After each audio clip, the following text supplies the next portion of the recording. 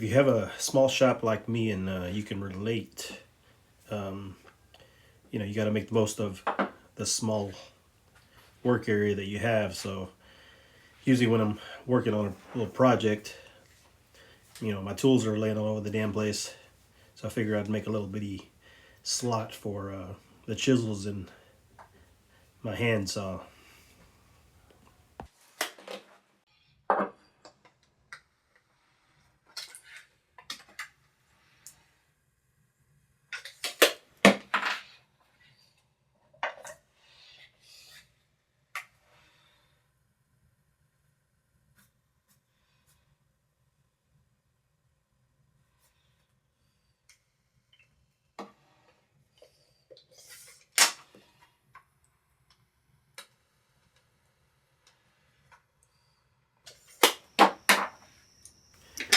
This workbench has actually been a pretty good little workbench. I bought it from Harbor Freight years ago, and I've used the heck out of it.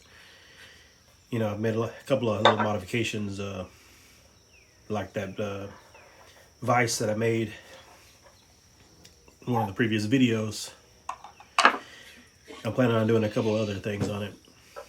I figure, why the heck not? I mean, you shouldn't be afraid to, do these sort of things on your workbench. I mean, that's what it's for, right? Later on, I plan on building a better looking one somewhere down the road. But for now, I'm going to try to modify this bench as much as I can to make, so everything will be more, I don't know, what am I trying to say here? Organized, I guess, as I'm working.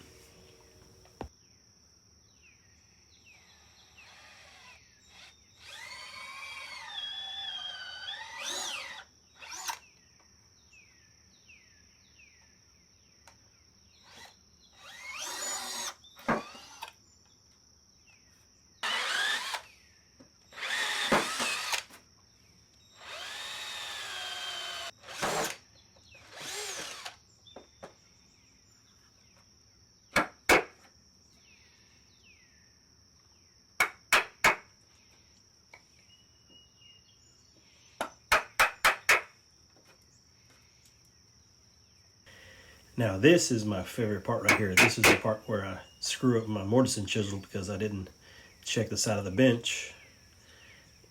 And I didn't notice that they had a screw, a couple of them actually, down the side of it. So now I gotta fix that.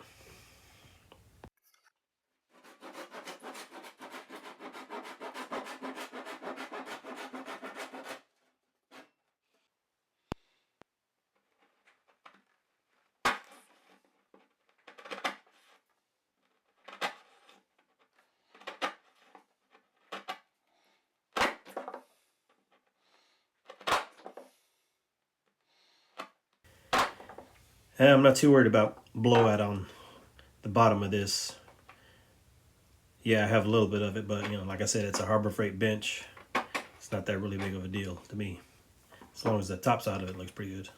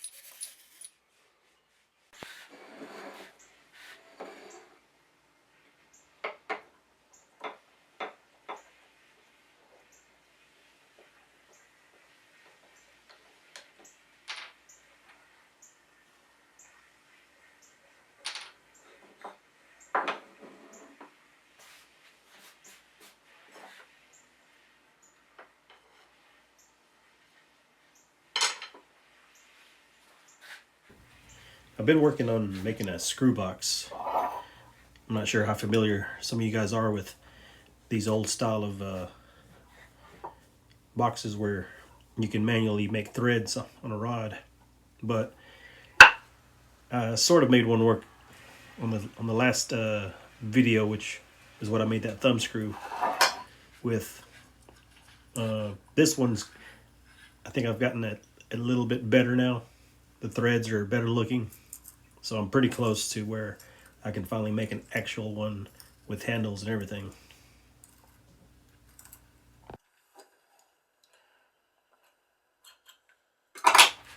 Hopefully pretty soon I plan on making a video on how to make one, and we'll talk a little bit more about what to do with the blade. You can also buy them online. You can buy some cheap plastic body ones. The blades aren't that great. This is actually one of them that I'm using here. There's a couple things you need to do to actually make it cut like this. Essentially, you're cutting across the grain, and if the blade isn't sharp as hell, then you're just gonna tear it all up. But hopefully pretty soon I'll be coming out with a video with that.